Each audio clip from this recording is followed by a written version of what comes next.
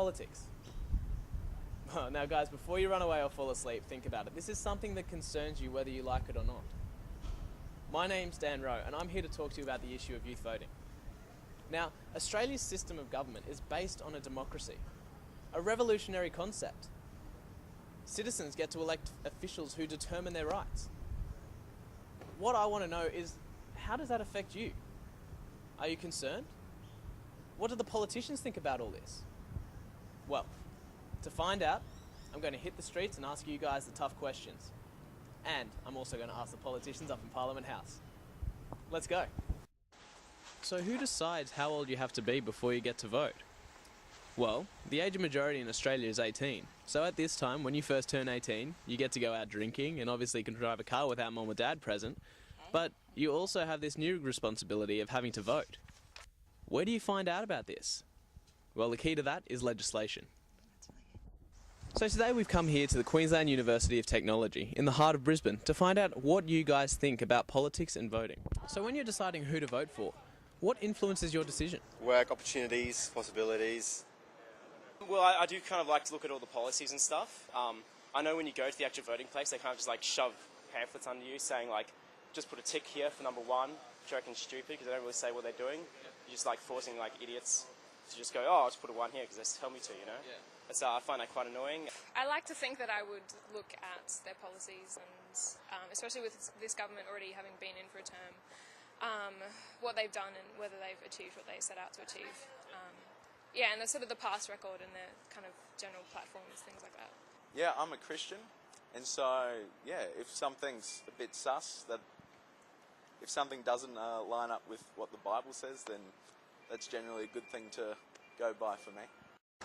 Do you think the voting age in Australia should be raised, lowered or kept the same? I think it should be lowered to 17. I think that a lot of people my age definitely have enough knowledge to be able to vote when you think that there's a lot of adults who wouldn't know a thing.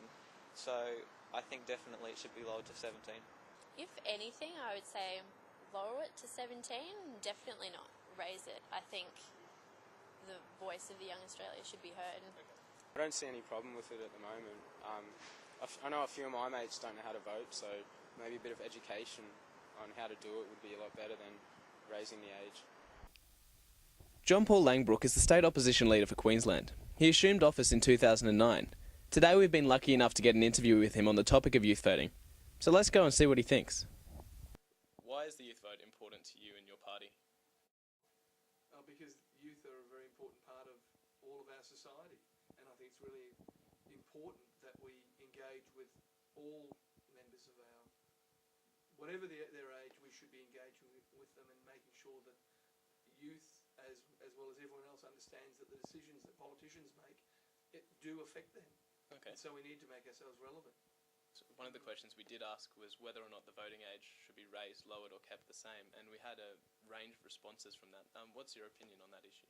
I think it's very difficult to raise it again. I don't really see a reason that we'd make it 21 again, just as it would be difficult to change the licensing laws to make people, I'm sure you'd be very unhappy if we stopped people drinking. All the crew are, exactly, all the crew are saying no.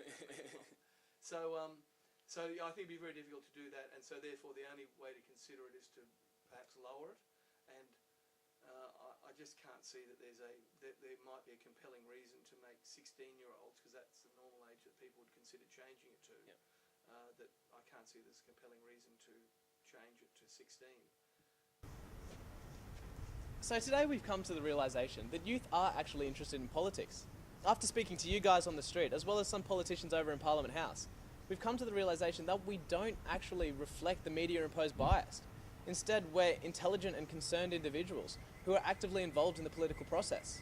So this year, in 2010, when the election rolls around, make sure your vote counts.